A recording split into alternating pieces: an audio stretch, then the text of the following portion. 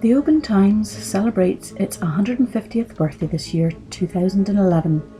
Editorial Director Stewart MacKenzie has been looking back through the pages of the Oban Times in preparation for a series of unique features in the newspaper. He has traced the ownership of what has been known as the West Highlanders Bible, which has been in private hands for all bar 7 of its 150 years. In the process, he's delved into the past of its namesake town Oban, which coincidentally is celebrating its 200th anniversary in 2011 of officially becoming a town. Here he reveals little of what he has found out about the Oban Times and how it grew alongside Oban. Well, my current project takes me back through the history of the Oban Times, a newspaper that I actually have family connections with over the last 80 years. James Miller started what was to grow into the Oban Times in July 1861, 150 years this year. What many may not know is that James Miller was actually only 18 at the time, and he'd been thrust into the family business of stationers and printers in 28 George Street in Oban, following the death of his father. A year later, his brother died, and James, who was then an apprentice printer with a firm in Glasgow, was brought back to Oban to run the family affairs. Young Mr. James, as he was known at the time, came back, and in July 1861 he produced this, his first edition of what was then the Oban Pictorial Monthly Magazine, a collection of articles with some snippets of local news. Within 5 years, James's efforts had been so successful that he had to change into a weekly newspaper format, what is known today as the Oban Times. And the rest, as they say, is history. In 1881, when James Miller died at the young age of 38, Duncan Cameron, who ran McNiven and Cameron, a stationery supply business based in Edinburgh, purchased the company, and that was a link that was to last for almost another 100 years. The Camerons had strong family ties in Argyll, particularly to Ballachulish, and they quickly recognised the potential of the Oban Times within the West Coast trading area. Duncan Cameron Sr. invested some £4,000 to purchase the paper. Now that was a considerable sum in these days, perhaps still is in these days, and he placed his son Duncan Jr. in charge. After a short period of time, Duncan Cameron Jr. was recalled to the family business in Edinburgh. He was succeeded in Oban by his brother Waverley, the younger brother, and unfortunately Waverley Cameron was drowned in a yachting incident off Lismore in 1891. On the death of Waverley, his elder sister, Mrs. Flora Blair, took responsibility for the management of the newspaper, and for more than half a century, perhaps, she did more than anybody to raise the profile of the Oban Times. She was widowed, and in 1911, the then Mrs. Blair married an Edinburgh policeman called George Macaulay. She became Mrs. Macaulay, and it's as Mrs. Macaulay she's probably much better known on the West Coast. In 1924, when Duncan Jr. retired from McNiven and Cameron, he returned to Oban to manage the company with his sister.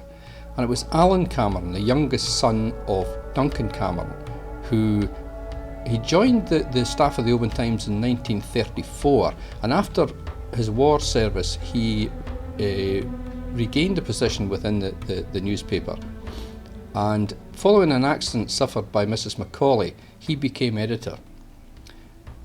Latterly, he assumed the additional responsibility of being the managing director of the company, and he set about modernising the whole plant. And under Alan Cameron's guidance, the Oban Times really went through a period of rapid modernisation.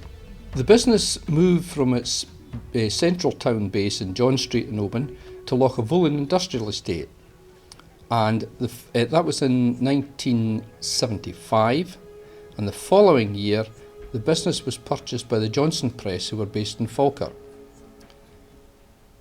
The Johnson Group, however, only retained the Oban Times for approximately 7 years, And today, the newspaper is back in private hands with the Bennett family, who have also invested heavily in its future. They've perhaps witnessed an IT revolution that has taken the industry from the days of hot metal press to what it is today with electronic media. When the Oban Times itself started up in 1861, Oban had experienced quite a period of growth. Nothing to what it was going to experience within the next perhaps 50 years.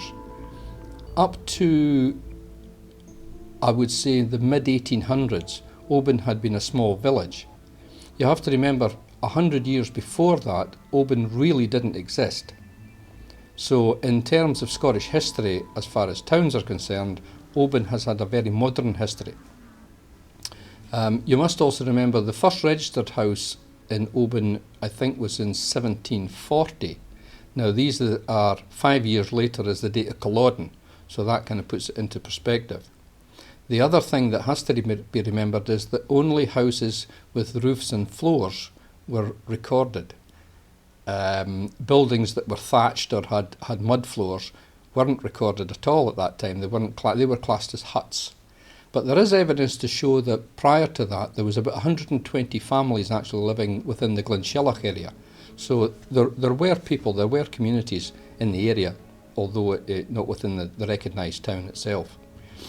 The big difference for Oban was, I think, the age of steam. There were hundreds of ships sailing up and down the west coast. When steam was invented with the days of the Comet was one of the first vessels to come to Oban under steam.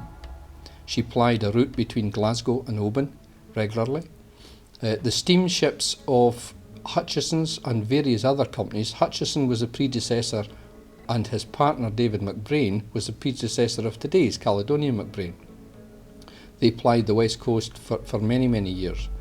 I think, however, it was the arrival of trains and the arrival of the railway in Oban and the calendar to Oban Railway, not the Glasgow to Oban Railways I have at present. The railway arrived in Oban in 1880.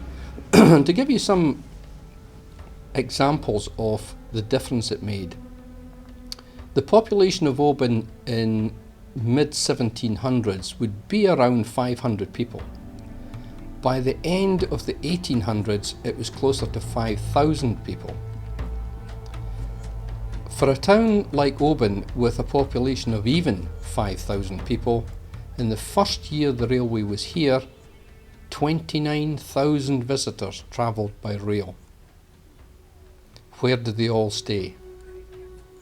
Oban expanded rapidly, particularly hotels and guest houses, and at one point Oban had more hotels per heads of population than any other town or city in the UK.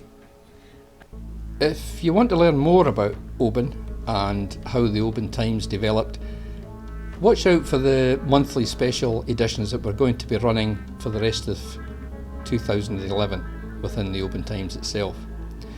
These editions will trace the history of the community of the West Coast through the pages of its favourite newspaper.